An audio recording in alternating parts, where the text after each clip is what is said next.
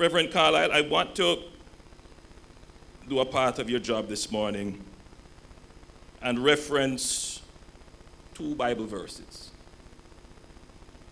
Romans 8:28 tells us, "We know that all things work together for good to them that love God, to them who are called according to his purpose."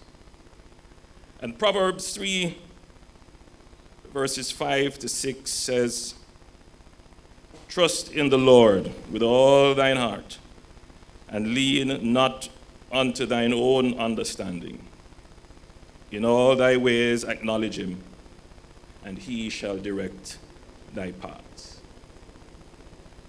I raised these 2 verses this morning because many of us would be questioning, why visit upon the world?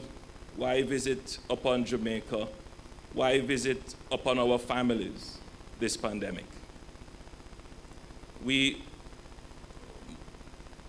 as human beings, we can question. We can question, but we must never lean upon our own understanding. We must always take the positive view that if we believe in God, that he will direct our paths, that he will give us the strength, the wisdom, and the knowledge, and the courage to overcome challenges. And this morning, I am not here declaring that we have overcome. The pandemic is still raging right across the world. I am not here saying that we have done an excellent job and we are celebrating. But we have so far been spared the worst.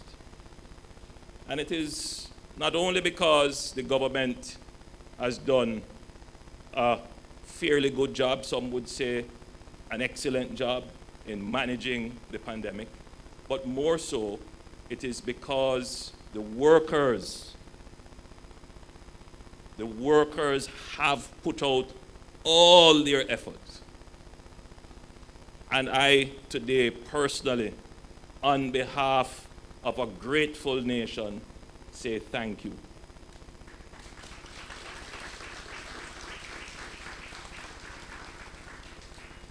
I had occasion to speak to someone in the public health department who had to do contact tracing.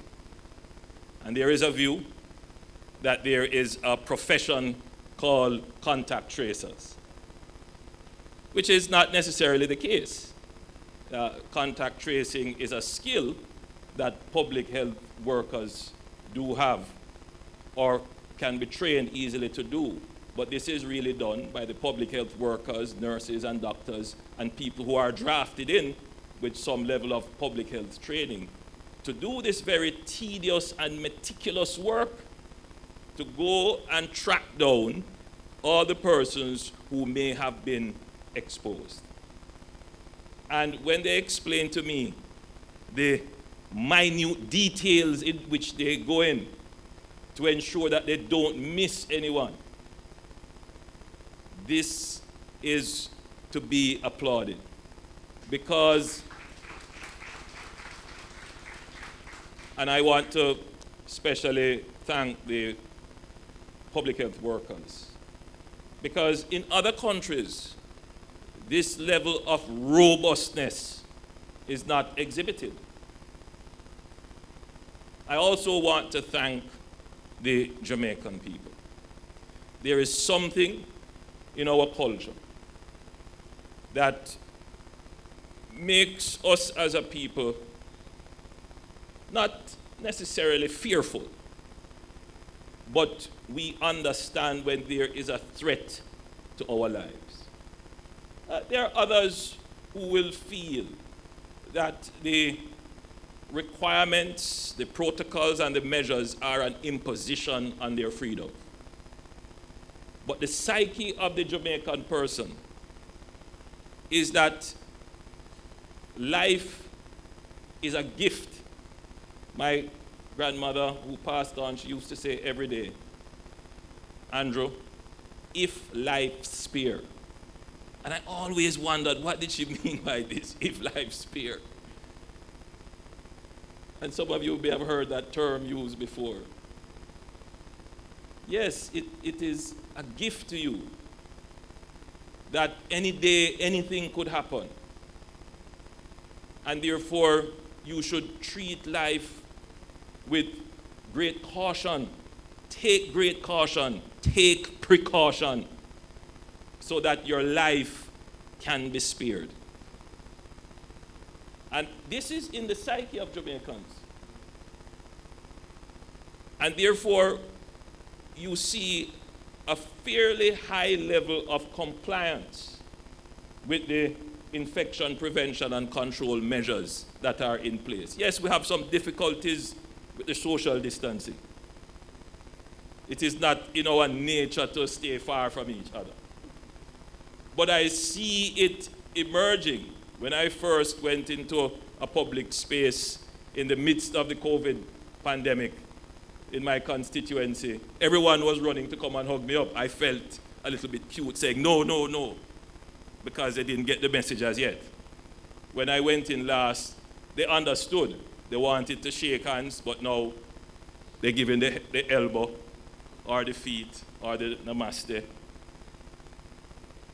The 65 and older measure, the stay-at-home measure for 65 years and older, that measure, I believe, has been faithfully observed. Faithfully observed.